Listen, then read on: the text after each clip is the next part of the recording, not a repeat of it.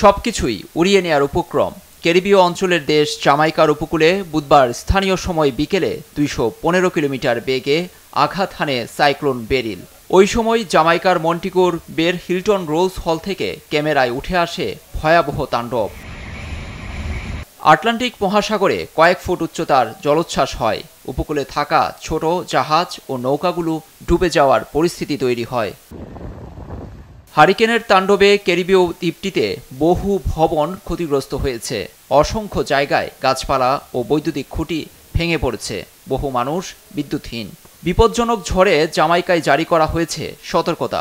সকাল 6টা থেকে সন্ধ্যা 6টা পর্যন্ত সান্ধ্য আইন জারি করা হয়েছে। সাগরের ঢেউয়ের পানি ও ভারী বৃষ্টিতে বৃহস্পতিবার সকালে জামাইকার লোকালয়ে তলিয়ে যেতে দেখা গেছে।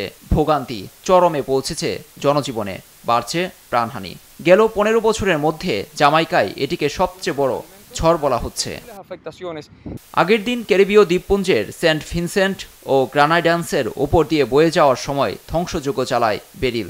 ইউনিয়ন দ্বীপে 90% স্থাপনা ক্ষতিগ্রস্ত হয়েছে। কেমন দ্বীপপুঞ্জে অতিক্রম করে শুক্রবার মেক্সিকোর ইউকাটান উপদ্বীপে আছড়ে পড়ার পূর্বাভাস রয়েছে ঝড়টির। লুৎফর কবির, নিউজ ডেস্ক, দেশ টিভি।